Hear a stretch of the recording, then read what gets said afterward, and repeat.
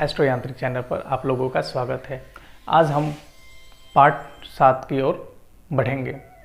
Part 6 में हमने पढ़ा था कि किस तरीके से राशि का और नक्षत्र के अंशात्मक विस्तार हुआ है, किस प्रकार नक्षत्र के 4 चरण बांटे गए हैं और वह एक एक चरण 9 चरण जब मिल जाते हैं तो वह एक राशि में तब्दील होती है, एक राशि बनता है। एक चरण का मान 3 डिग्री 20 मिनट है, एक नक्षत्र का मान 13 डिग्री 20 मिनट है और एक राशि का 30 डिग्री है।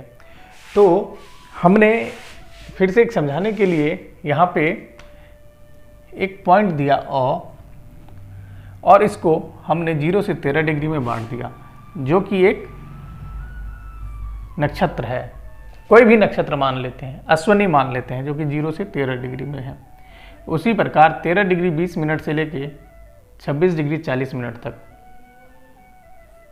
दूसरी राशि है और 26 डिग्री 40 मिनट से लेके 30 डिग्री तक, जो कि 3 डिग्री 20 मिनट आता है, वह तीसरे नक्षत्र का पहला चरण है। अब इसके जो पहला नक्षत्र है 0 डिग्री से 13 20, तो इसको अगर हम बांटते हैं 4 हिस्सों में, देखेंगे एक हिस्सा जो कि 3 डिग्री 20 मिनट तक, दूसरा हिस्सा 6 डिग्री 40 मिनट तक, तीसरा 10 डिग्री तक और चौथा मिलके 13 डिग्री 20। यह 13 डिग्री 20 इसी प्रकार से यह भी बांट के किस प्रकार से, यह फिर से 13 से 16 डिग्री 40 मिनट, 20 डिग्री और 23 डिग्री 20 मिनट और 26 डिग्री 40 मिनट तक पहुंचता है। किस प्रकार, उसके बाद 3 डिग्री 20 यानी 30, यानी कुल जो चरण हैं यहाँ से लेके इस आर्क तक वह 9 चरण होते हैं। एक राशि में 9 चरण, एक राशि का मान 30 डिग्री 30 अंश, एक नक्षत्र का मान 13 डिग्री 20 मिनट और एक चरण का मान 3 डिग्री 20 मिनट। यह गणित हमें बहुत आवश्यक है समझने के लिए, आगे फलित करने के लिए।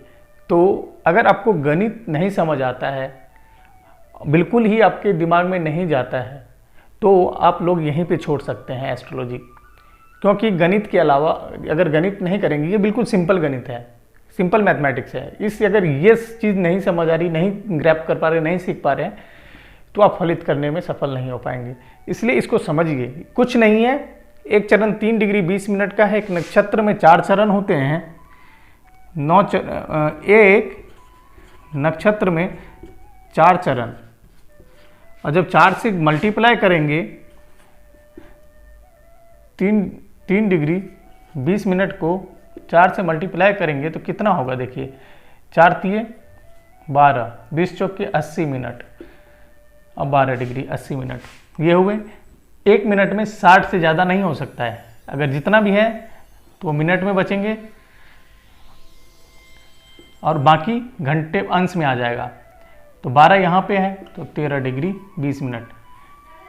एक नक्षत्र यानी 13 डिग्री 20 मिनट का हुआ। और जो भवचक्र है वो 360 डिग्री का है और 12 राशियाँ निकलती हैं, या बोल सकते हैं आप एक राशि जो 30 डिग्री के है तो उसे जब डिवाइड देते हैं तो 12 राशियाँ निकलती है। 12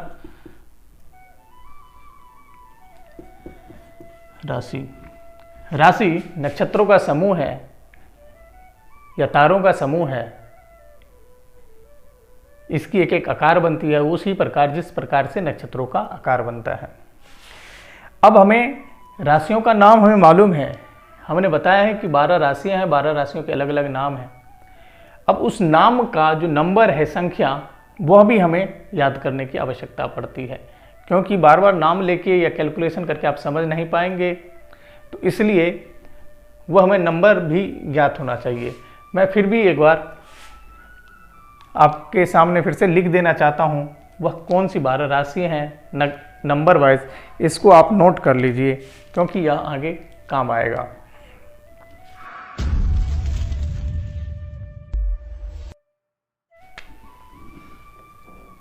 जो पहली राशि थी, जो पहला नंबर है वह मेष।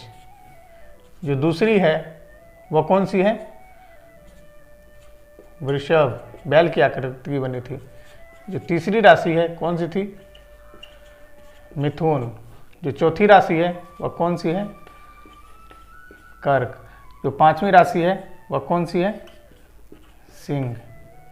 छठी राशि कौन सी है? कन्या।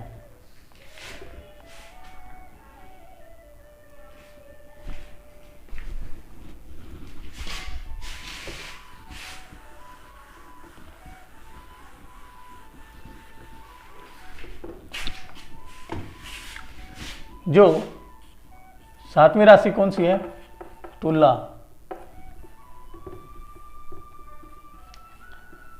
आठवीं वृश्चिक।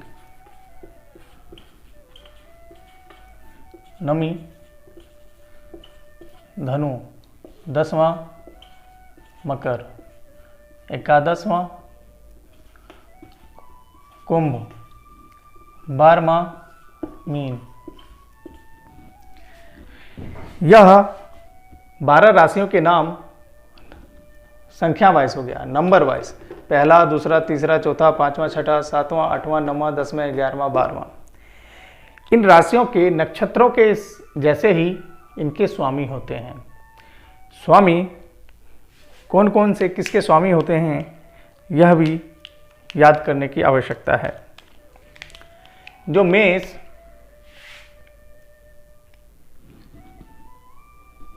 अब यहां पे देखेंगे राशि कितनी है? 12। और हमने बताया था कि जो राशियों के स्वामी हैं वह सिर्फ 9 ग्रह नहीं है, यानी सिर्फ 7 हैं। और वैसे ग्रह कितने हम मानते हैं? ग्रह कितने हैं? ग्रह 7 + 2 अर्थात 9। हम यहाँ पे 2 इसलिए लिखते हैं, 2 कौन से हैं? राहु और केतु, जिसको हमने छाया ग्रह दिया हुआ है। उनके राशियों में छाया ग्रहों का कोई भी स्वामित्व नहीं प्राप्त है। तो अब हमारे पास एक प्रश्न उठता है, यहाँ पे देखेंगे जो नक्षत्र हैं, एक नक्षत्र के या एक ग्रह के पास 3 नक्षत्र हैं। एक ग्रह के पास 3 नक्षत्र हैं, लेकिन 12 राशियों को जब 7 से डिवाइड करेंगे, यानी 7 ग्रह को हम 12 राशि से देंगे, तभी भी कुल यदि 14 होते तो 2-2 बांट देते। अब हमें 12 है और बांटने हमें 7 से है। तो आइए समझते हैं किस प्रकार इसका भेद हुआ, कैसे बांटे गए। आपको पता है कि जब पहली बार कभी भी किसी को होश आया होगा या पहली बार दिन निकला होगा तो सबसे पहले क्या दिखे थे? सबसे पहले सूर्य दिखे होंगे। विस्फोट के बाद जो मैंने बताया था, लंका नगर में जब सबसे पहला शुक्ल पक्ष के प्रथमा तृतीय को क्या निकला था? सूर्य निकले थे।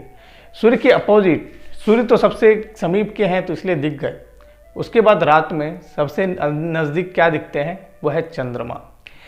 तो सूर्य को राजा का संज्ञा दिया गया है, सूर्य को राजा का संज्ञा दिया गया है। और चंद्रमा को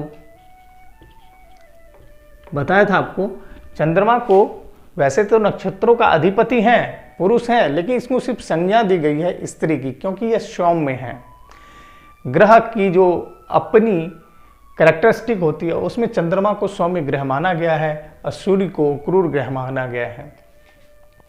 अब हमारे पास देखेंगे सूर्य और चंद्रमा। सूर्य ने अपना में से, इनमें से एक राशि ली, सिंह, जो इसमें से सबसे ज्यादा क्रूर है उसमें से ले ली, यानी 5 नंबर। यह 5 नंबर सिंह ने ले लिया। उसी प्रकार जो सबसे सौम्य है वह है चंद्रमा, जो कि कर्क, उन्होंने 4 नंबर ले लिया। उसके बाद 12 में से 2 माइनस करेंगे 10 चले गए, यानी 10 अभी भी राशि शेष हैं जिनके लॉर्ड यानी स्वामी अभी भी निर्धारण नहीं हुए हैं, जिसमें से अब देखेंगे 10 में से 5 हमारे पास जो ग्रह हैं, 7 में से 2 तो ग्रह एक राशि के स्वामी हो गए हैं। उसके बाद 7 माइनस जब 2 करते हैं तो हमारे पास 5 आ गया। अब हम यहाँ पे देखेंगे राशि 10 बचे हुए हैं और ग्रह 5 हैं, यानी हर एक ग्रह को 2-2 राशि इसमें हम दे सकते हैं। तो हमने क्या किया,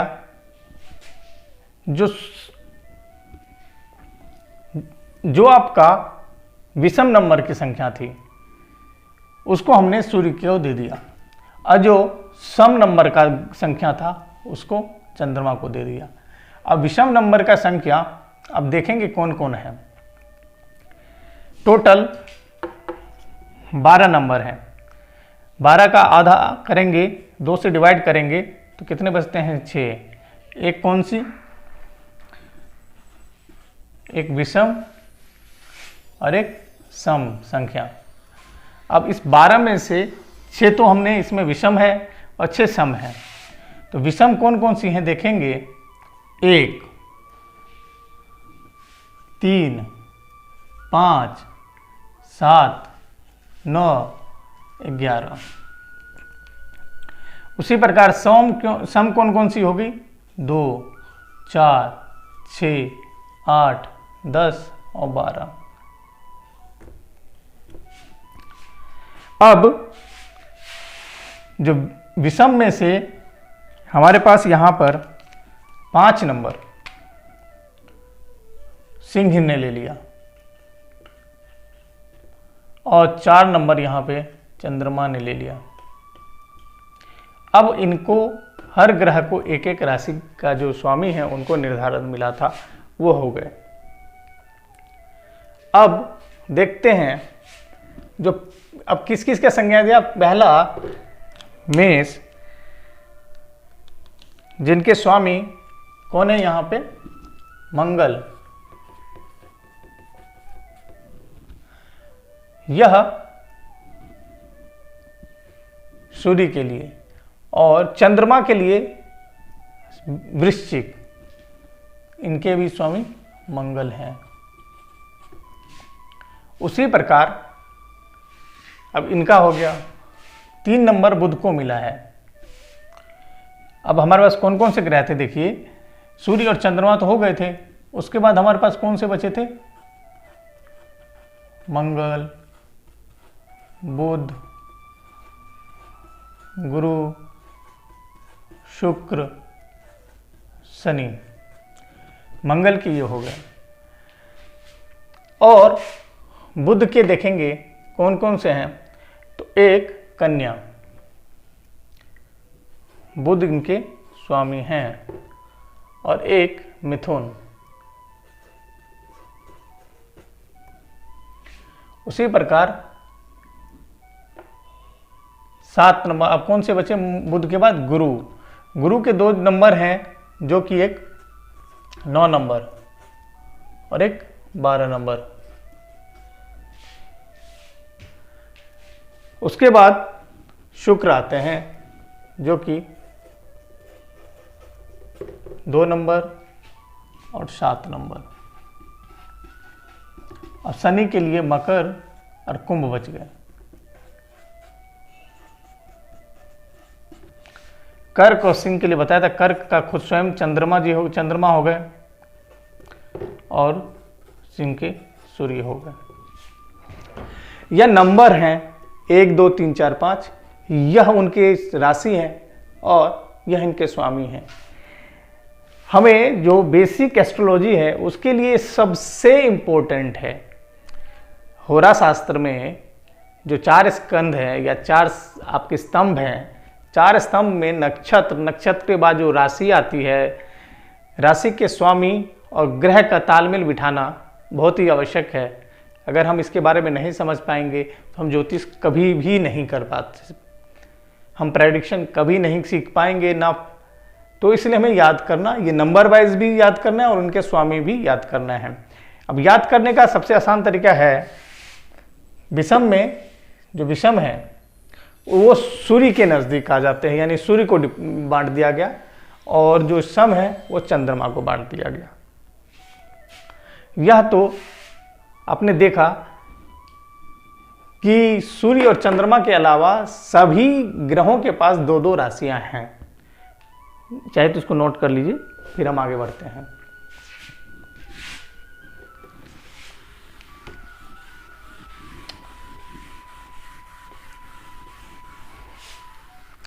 अब हम इसके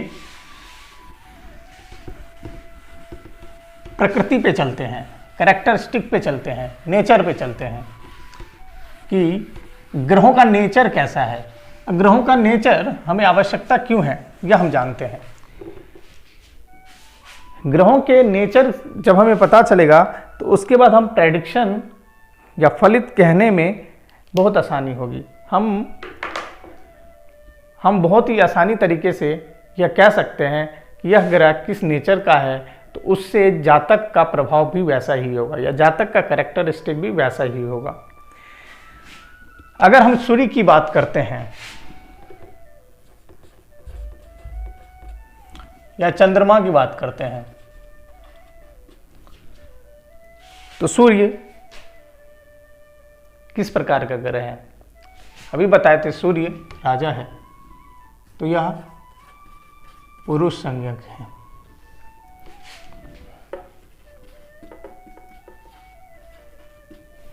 उसी प्रकार चंद्रमा स्त्री संज्ञक है।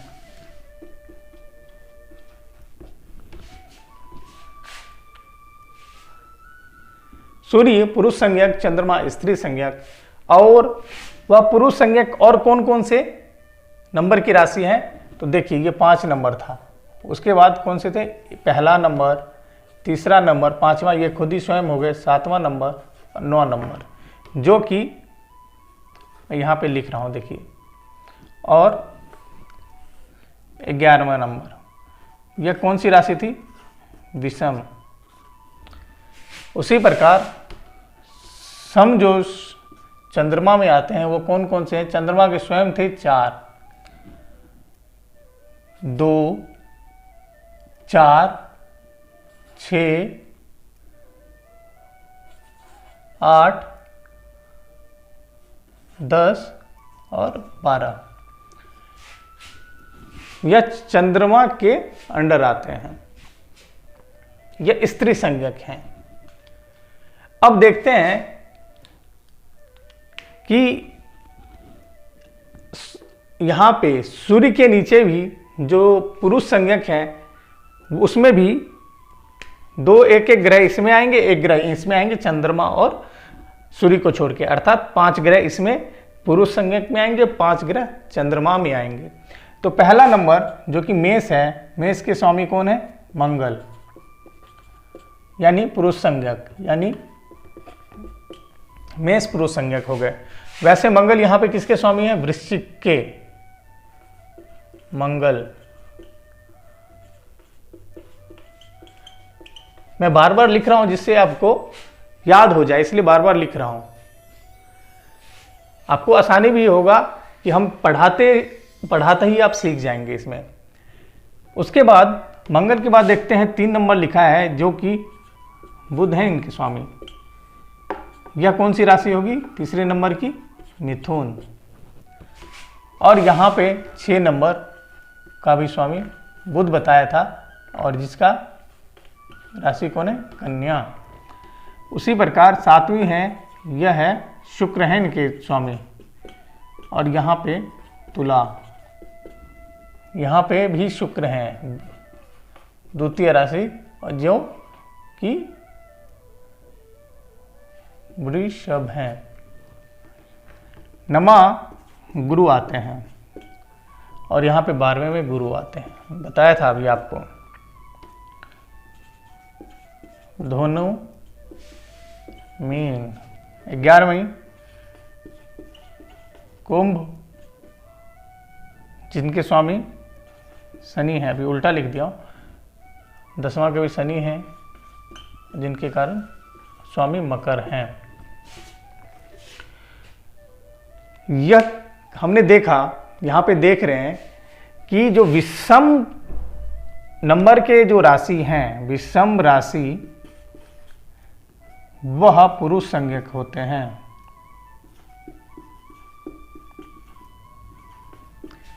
जो सम संज्ञक होते हैं वह स्त्री संज्ञक राशि होते हैं। इसको बताने का यही मतलब है कि हम कभी भी फलित करेंगे तो हम इससे बता सकते हैं कि अगर उनका लगन स्त्री संज्ञक है तो वह जातक स्त्री की तरह व्यवहार करेगा, या वो स्त्री की तरह चलेगा, या स्त्री की तरह बोलेगा। वही कुछ स्त्रियों में देखते हैं कि वह पुरुष संज्ञक उनकी लगन है तो वह पुरुष की तरह चलते हैं, पुरुष की तरह उनको कार्य करने पसंद हैं। और कुछ जो पुरुष हैं वो स्त्री संज्ञक राशि में जन्म लेते हैं तो उन्हें श्रृंगार करना या उसकी तरह चलना या बातचीत करना उस तरीके से चलता है। तो अब हमें पता चल गया विषम संज्ञक की जो 6 राशि, सम संज्ञक की 6 राशि स्त्री संज्ञक होती है, जो विषम संज्ञक वो पुरुष संज्ञक होते हैं। और वह अब पुरुष का जो भी कैरेक्टरिस्टिक है, जैसे कि वह क्रूर होते हैं, स्त्री सौम्य होते हैं।